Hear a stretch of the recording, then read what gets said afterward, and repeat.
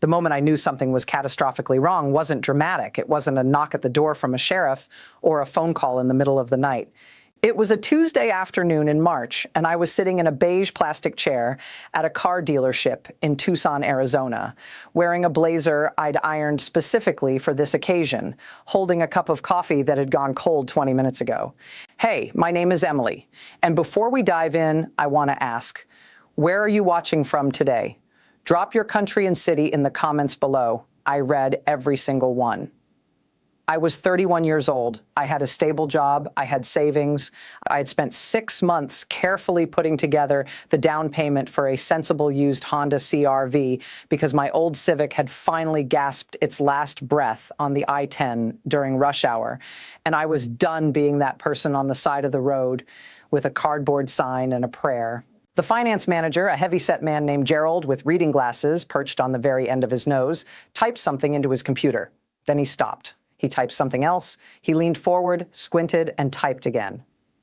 And then he looked up at me over those glasses with an expression that I can only describe as professionally uncomfortable. "Ms. Hartley," he said slowly, "I'm seeing some discrepancies on your credit report." I laughed. I actually laughed because I thought he was mistaken. I thought maybe there'd been a clerical error, one of those mix-up situations you hear about. I had never missed a payment on anything in my life.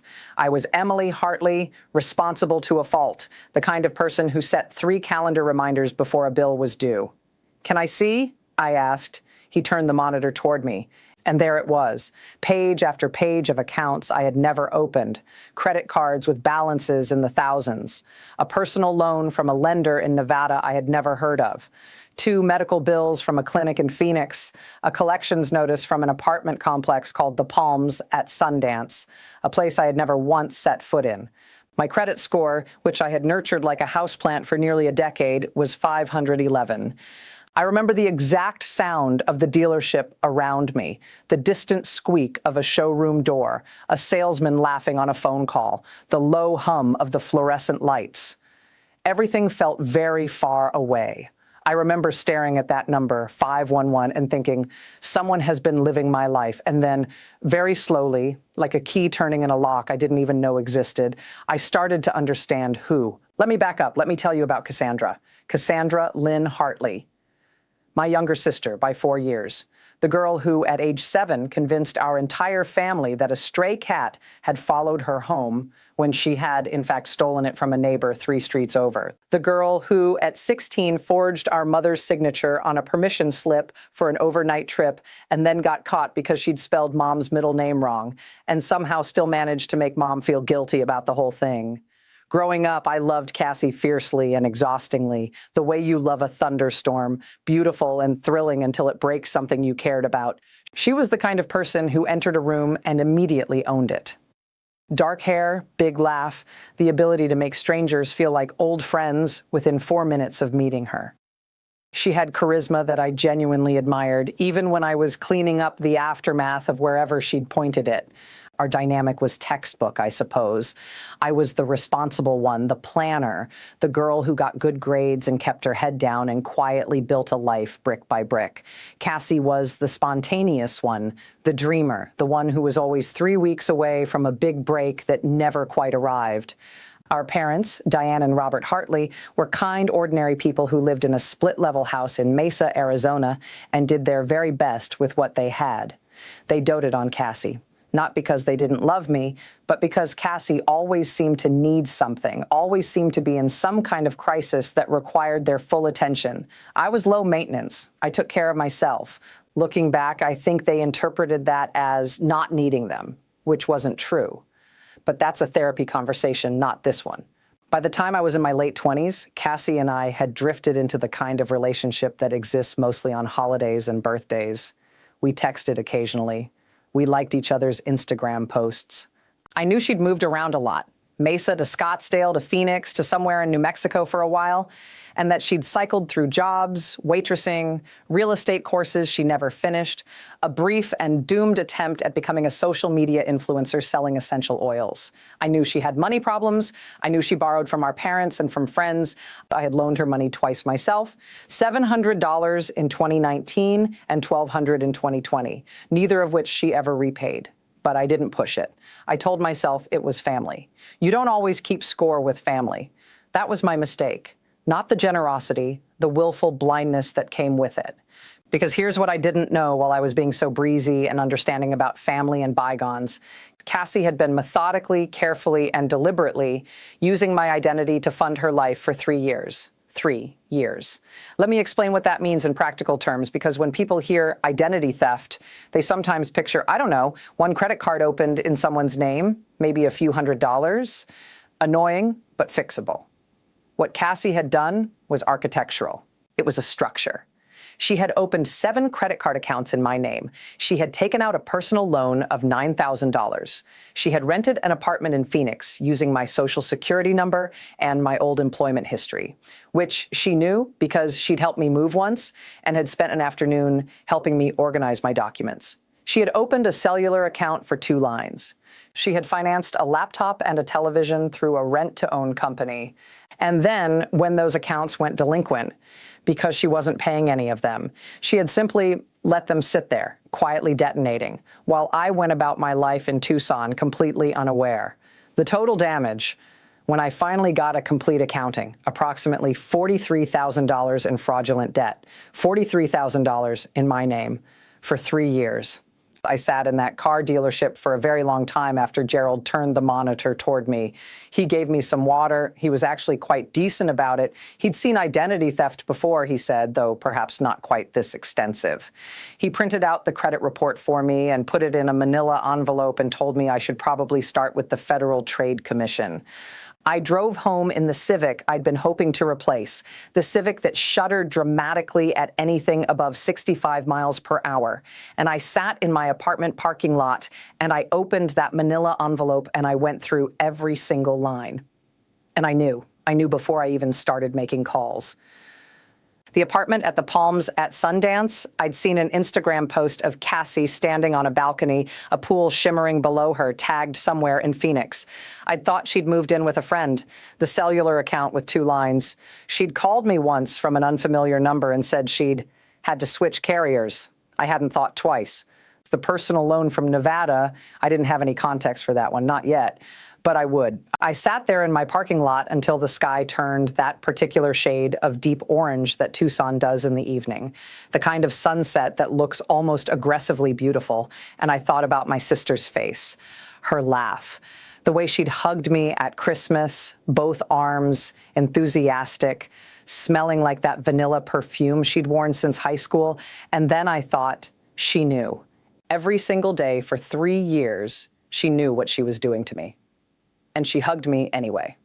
That was the moment something shifted inside me. Not rage, not yet. Something colder and more deliberate. Something that felt, if I'm honest, a little like a decision. I was going to fix this, and I was going to do it right. The first thing I did was cry. I'm mentioning this because I want you to understand that I'm not a person who handled all of this with perfect stoicism.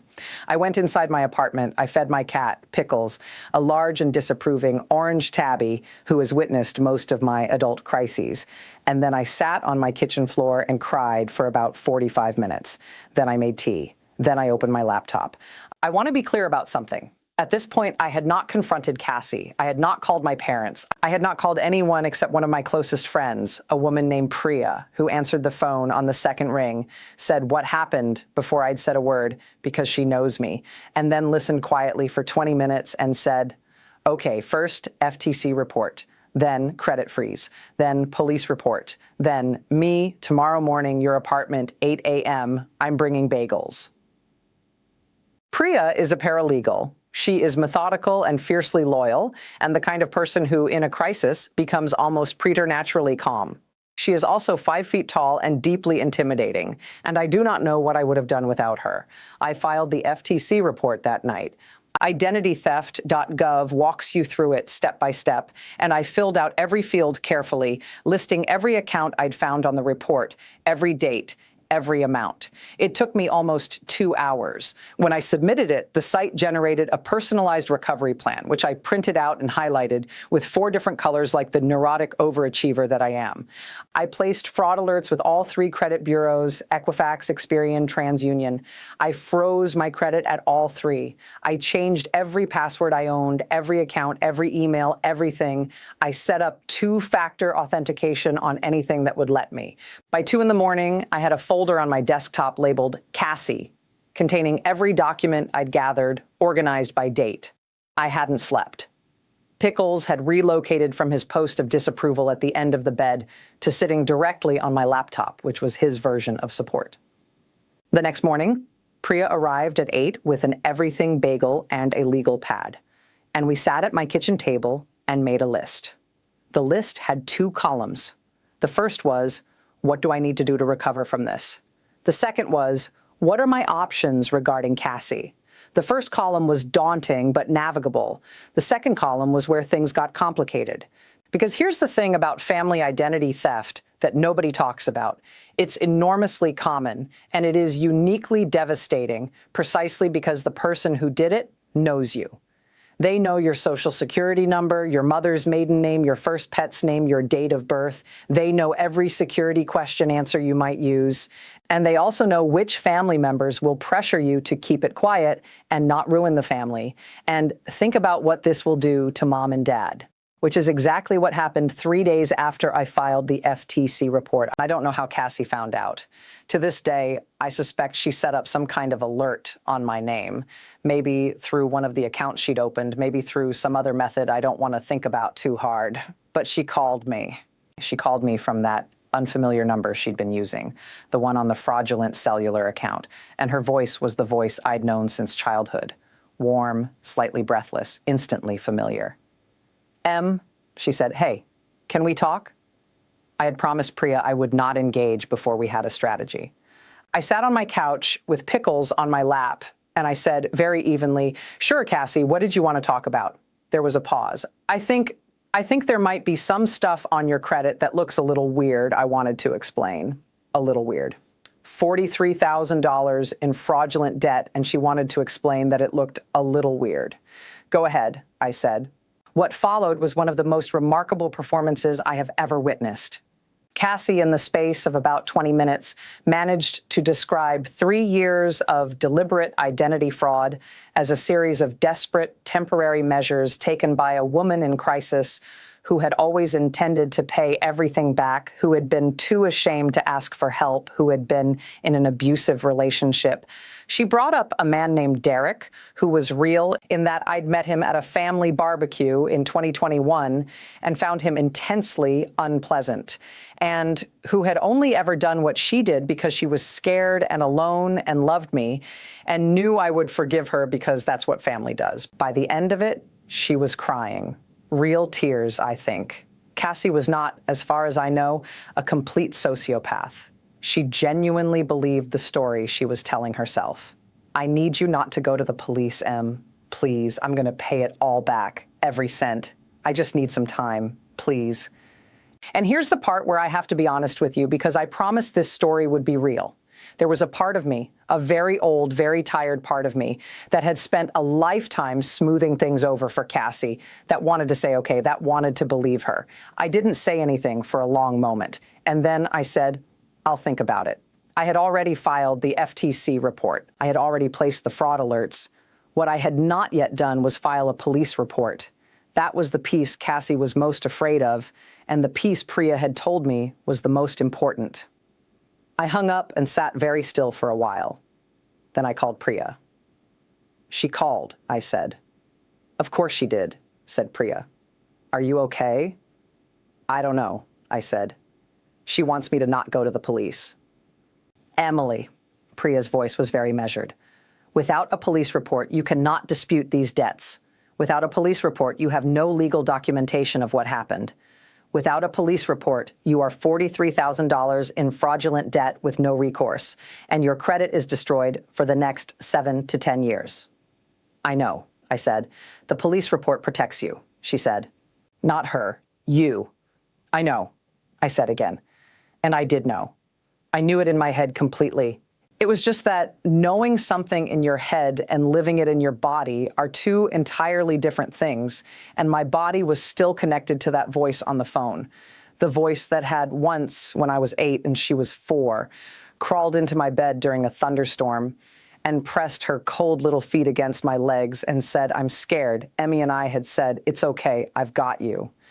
I went to the Tucson Police Department the following morning and filed a police report. And hey, if you haven't already, tell me in the comments, what city are you watching from right now? I love seeing where Emily's stories reach around the world. 2 days after I filed the police report, my mother called. I had been expecting this. I had been dreading it in the specific, precise way that you dread something you know is coming but cannot stop. My mother, Diane Hartley, is a good woman. She is warm and funny and makes the best green chili enchiladas in the state of Arizona, and she loves her daughters with the entirety of her large and generous heart. She also has her entire life believed that any problem within the family can and should be resolved within the family. She distrusts external systems, lawyers, courts, police, with a suspicion that I think came from her own mother, who grew up in a time and place where those institutions were not exactly on your side. I understand it. I have compassion for where it comes from, but it was in that moment an absolute disaster. "Emily Patricia Hartley," she said, which told me immediately that Cassie had gotten there first and had told the story in the way most favorable to herself. "Did you file a police report against your sister?" "Mom? She called me baby. She's devastated. She's scared. She said she made some terrible mistakes, and she knows that. She knows it, and she's trying to make it right. But if there's a police report, Mom, I need you to stop for a second." I was standing in my kitchen, pressing my forehead against the cool surface of the cabinet above the stove. "Do you know what she did? Do you know the actual specifics of what she did?" "She told me she borrowed your information." "She didn't borrow it." My voice came out steadier than I felt. "She used my social security number to open 7 credit cards, take out a personal loan, rent an apartment, and buy electronics for 3 years without telling me, without asking, without ever paying a single payment. Mom, there is $43,000 in debt sitting in my name right now. My credit score is 511. I cannot buy a car. I cannot rent a new apartment. I cannot do anything that requires a credit check. And that is going to be true for years if I don't do this the right way." There was a silence on the line. 43,000, she said finally quietly. 43,000. Another silence. I heard her exhale slowly. She told me it was a few thousand. "It's not a few thousand, Mom." There was a very long pause, and I heard something in my mother's voice shift. Not dramatically, not all at once, but the way ice shifts in a glass when it's beginning to melt. "Oh, Em," she said softly. "Oh, sweetheart." We talked for another hour. It was painful and circular and exhausting, and my mother cried twice, and I held myself together with the specific grimness of a person who has already used up their crying quota for the week. By the end of it, she didn't tell me not to pursue it. She didn't tell me to drop the police report. But she did ask me, and I could hear the weight of the word. She asked me to please think about whether there was a way to handle this that didn't end with Cassie in prison. "I'm not trying to put her in prison," I said. And that was true. It was true at the time, and it remained true throughout everything that followed. "I'm trying to fix my credit and get my life back." "Okay," Mom said. "Okay, baby, I hear you." What she didn't tell me was that she and my father were going to go to Cassie's apartment in Phoenix that weekend to talk to her. What she didn't tell me was that Cassie, over the course of that visit, was going to convince them to offer to help her pay Emily back quietly, using money from my father's retirement savings. I found that out 2 weeks later from my dad, who called me sounding exhausted and slightly ashamed, like a man who had agreed to something and was beginning to suspect it was the wrong thing. "We gave her $5,000, he said. "She said she'd use it to start paying down the accounts." I had to close my eyes. "Dad, the police report is filed. Those accounts are disputed. She doesn't need to pay them down. The creditors are going to be notified about the fraud. That money isn't going to the accounts." "Then where'd it go?" he asked. Neither of us had an answer for that, But we both knew, didn't we? $5,000 from my father's retirement account, handed to Cassie in cash, almost certainly gone within a week. That was beat two. And if I had been looking for a sign that the path of private familial resolution wasn't going to work, this was it. The third beat came from a direction I hadn't expected. 3 weeks into the process of disputing accounts and collecting documentation, I got a letter, a physical letter, certified mail, which I had to sign for at my apartment office. It was from a debt collection agency in Texas called Meridian Recovery Group, and it was notifying me that I owed them $14,200, the balance of the personal loan from the Nevada lender, which had been sold to collections. That wasn't the surprising part. That was, unfortunately, the predictable part. The surprising part was the handwritten note tucked inside the envelope underneath the official letter. Actually, it wasn't a note, it was a photograph. A photograph of me, or rather, of my driver's license, which had been photographed or scanned at some point and was apparently now in the possession of someone at Meridian Recovery Group, which made no sense because legitimate collection agencies don't send you photos of your own ID, and the image quality and formatting of the letter itself, on second look, was subtly wrong. The letterhead was slightly off. The tracking number format wasn't standard. I stared at that photograph of my driver's license for a long time, and then I understood. Cassie, or someone working with Cassie, was warning me. I don't know if I can fully convey what it felt like to realize that. The identity theft had felt in a horrible way like a passive crime, something that had happened while my back was turned, something historical. This was different. This was present tense.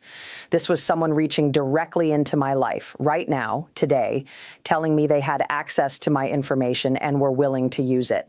I sat down on my kitchen floor again. Pickles appeared from around the corner and walked directly into my lap, which he almost never does voluntarily, and I held on to him like a small, warm anchor. Then I called Priya. Someone sent me a fake collection notice with a photograph of my driver's license inside, I said. There was a beat of silence. Say that again. I said it again. Emily. Her voice had gone very quiet and precise. We need to document that immediately. Don't touch the photograph any more than you already have. Put the whole thing in a plastic bag or a folder. And then I need you to listen to me carefully. I'm listening.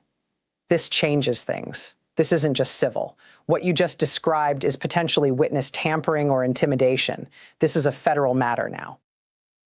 I hadn't known until that moment that what had started as a family problem had been escalating this whole time towards something significantly larger.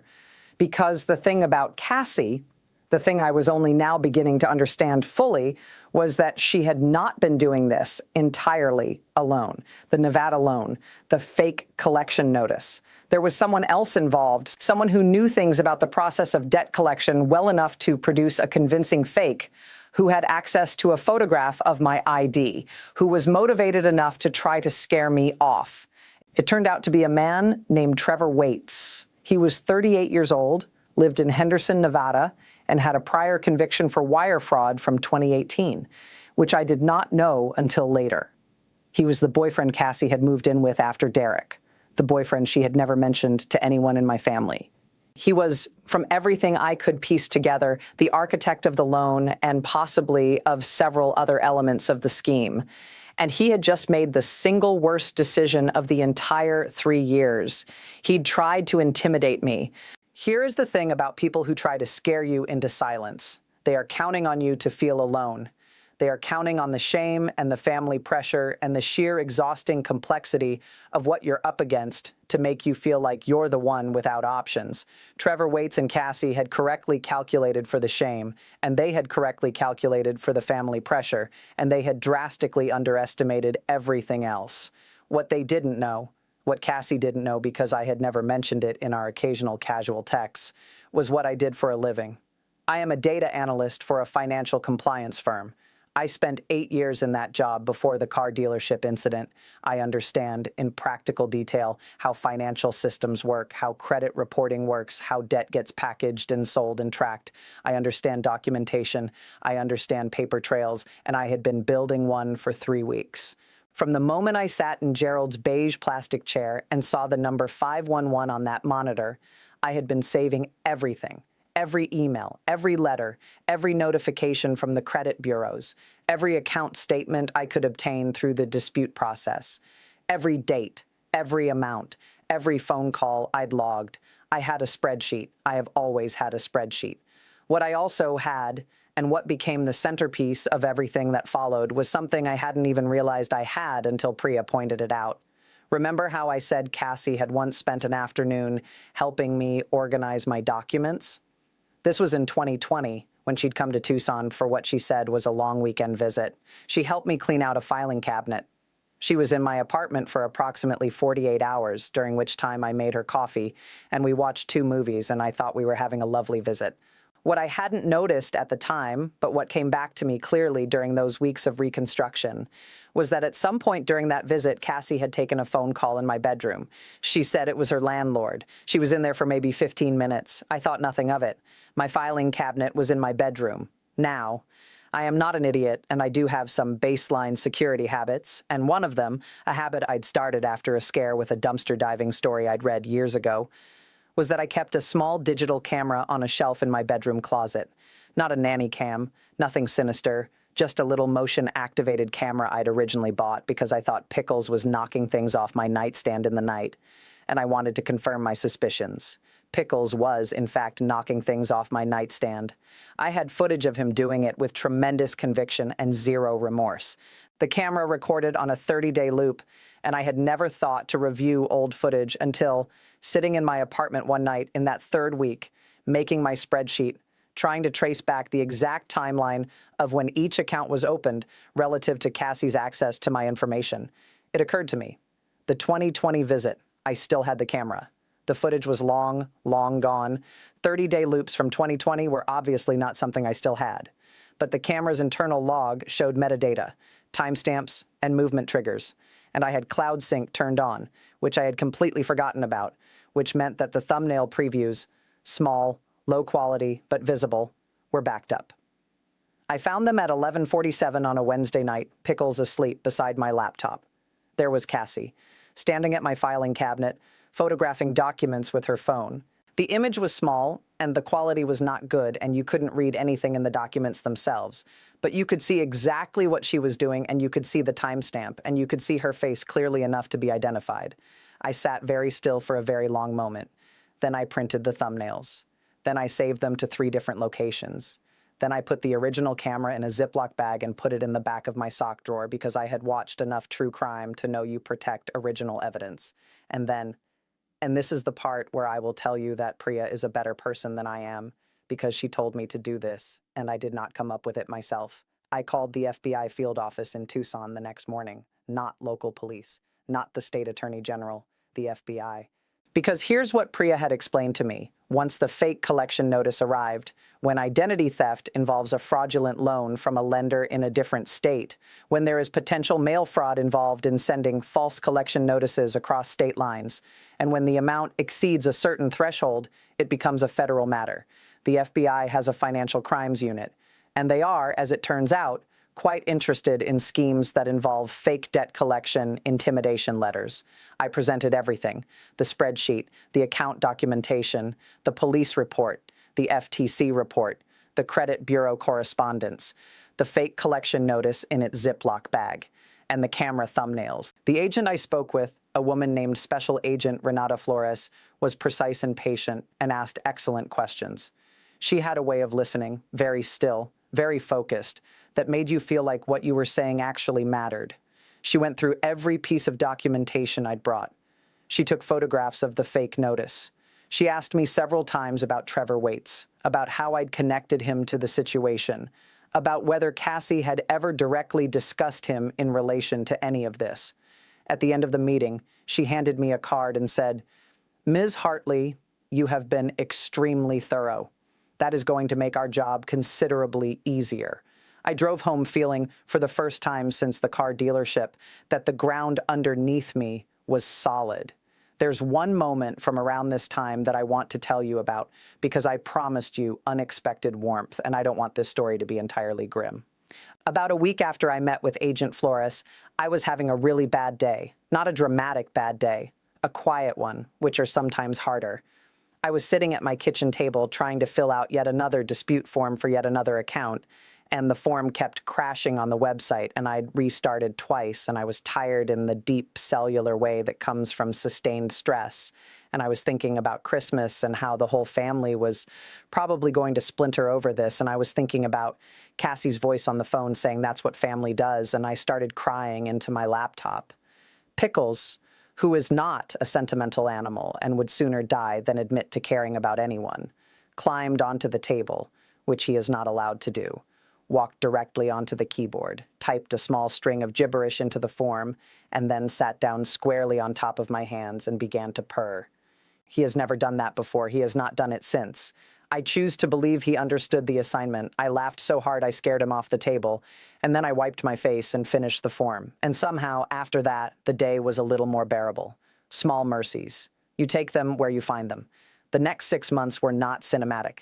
They were paperwork and phone calls and waiting and more paperwork, and I want to be honest about that because I think the unglamorous truth of it is important.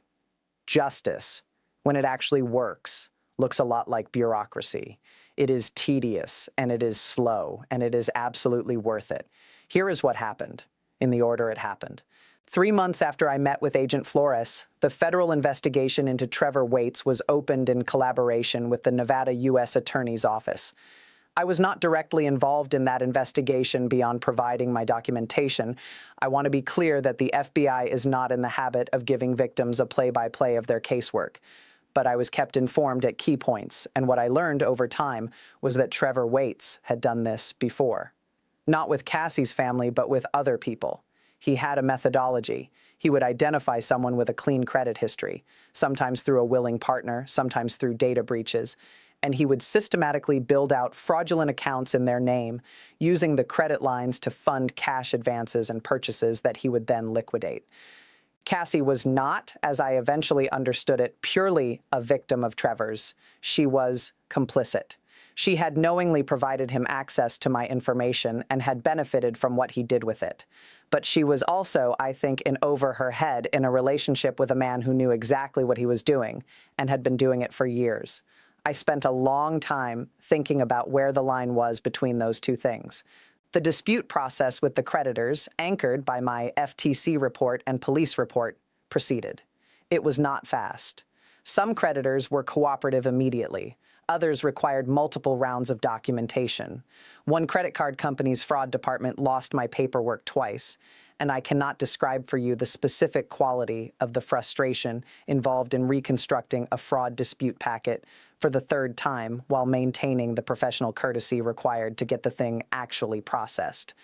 I may have cried in a McDonald's parking lot after that particular phone call. I'm including that detail for authenticity. Priya reviewed every piece of correspondence before I sent it, and caught 3 instances where I had inadvertently used language that could have been interpreted as acknowledging the debt. She saved me conservatively about $20,000 in complications. By the end of the 6-month period, all 7 credit card accounts had been successfully disputed and removed from my credit report.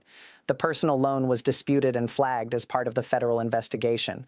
The creditor suspended collection activity. The apartment debt, the medical bills, the cellular account, all disputed, all removed or in process. My credit score, when I checked it at the 8-month mark, 718. I took a screenshot of that number, and I set it as my phone wallpaper for a week. I want you to understand what that number represented.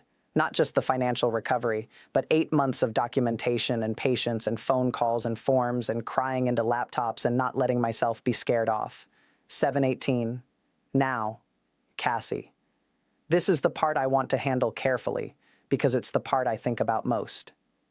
The investigation into Trevor Waits concluded approximately a year after I filed the initial reports.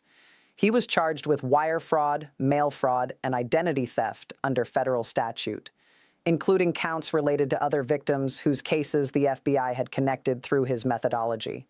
He pled guilty to avoid trial and was sentenced to 4 years in federal prison, with restitution ordered to multiple victims, including me.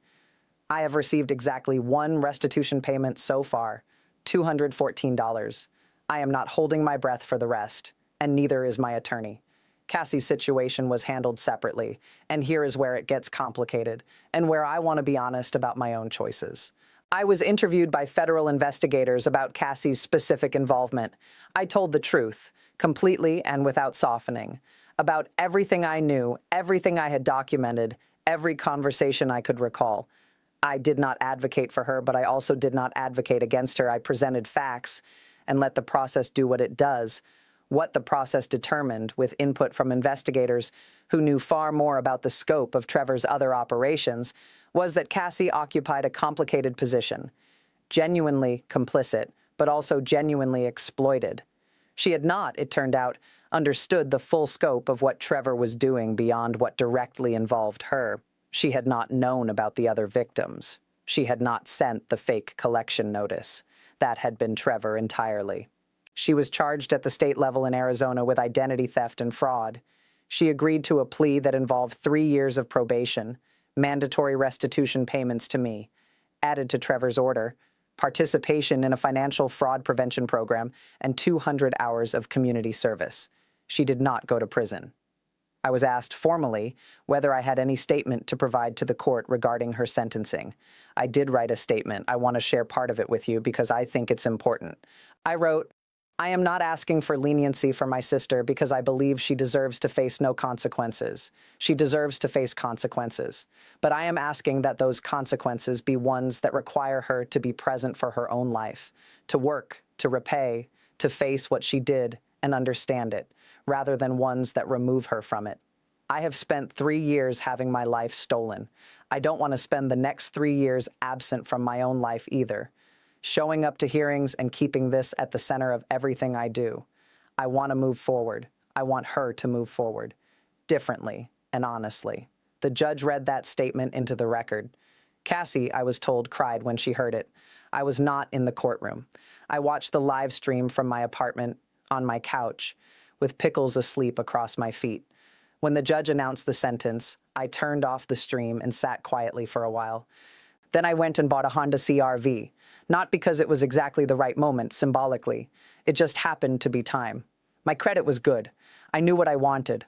I went back to the same dealership, requested a different finance manager because Gerald had moved on, and sat in a slightly less beige chair and watched a different man type my information into his computer.